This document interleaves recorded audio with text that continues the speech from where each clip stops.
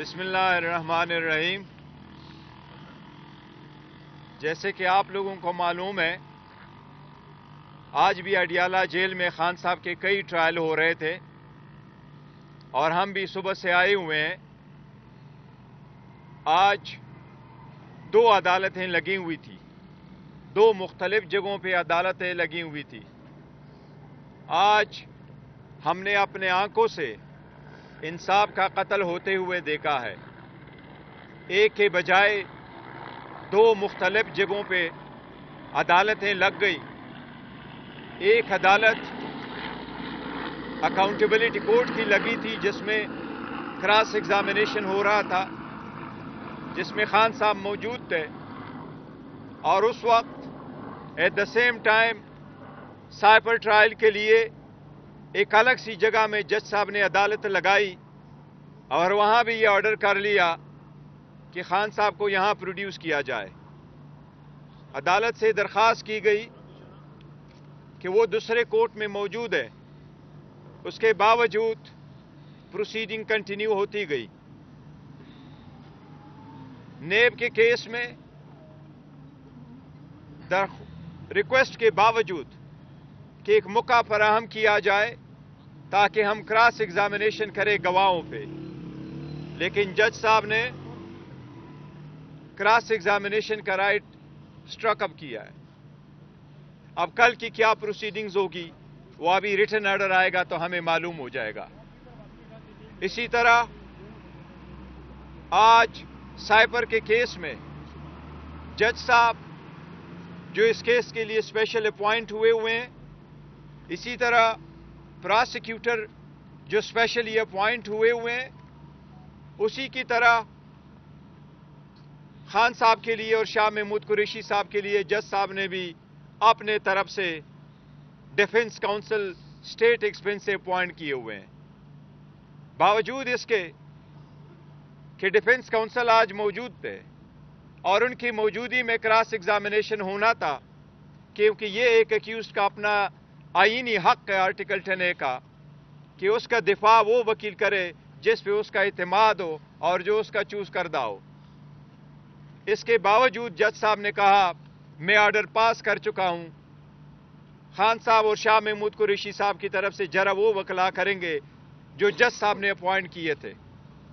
और वो दोनों वकला न तो उनकी एक्सपर्टीज है इस लाइन में, न ही उनके पास कंप्लीट फाइल मौजूद थी, न ही उनके पास इतनी इस्तात है कि न वो विटनेसेस पे वो क्रॉस एग्जामिनेशन कर सके, और न ही खान साहब ने या शाह महमूद कुरैशी साहब ने उन वकला पे ट्रस्ट किया है। और इससे बढ़कर ये कि वो वकला साहिबान ऑलरेडी प्रोसिक्यूशन और स्टेट के सरकारी वकील थे। इस किस्म का तरीक़ेकार आईन और कानून में क्या, ये तो पंचायत और आम कॉमन सेंस में भी कभी नहीं होता। जिस तरीके से ट्रायल शुरू हुआ और जिस तरीके से 9 गवाह लाए गए और एक ही की तरफ से 2-3 क्वेश्चन किए गए और फिर कहा गया कि बाकी आप एडॉप्ट कर ले, इसी तरीके से आज 4:30 बजे उन्होंने क्रॉस एग्जामिनेशन शुरू करके 8 बजे से पहले पहले उन्होंने प्रोसीडिंग कंक्लूड कर ली।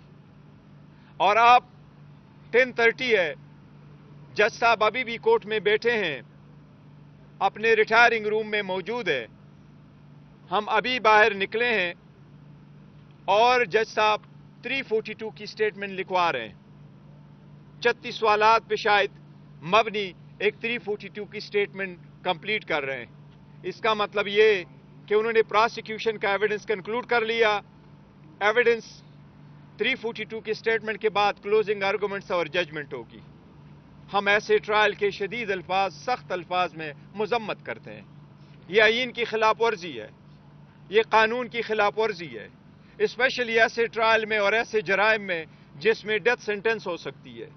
2 मरतबा इस्लामाबाद हाई कोर्ट ने इसको क्वाश करते हुए इसको स्ट्रिक्ट डायरेक्शन के साथ भेजा है, लेकिन जज साहिबान को अपनी तरफ से कोई जल्दी है इस केस में, और जल्दी जिस भी तनाजुर में एक मरतबा फिर हम अदलिया से बसद एहतराम मुखातिब है और दरख्वास्त कर रहे हैं कि ये सब कुछ आपके आंखों के सामने हो रहा है।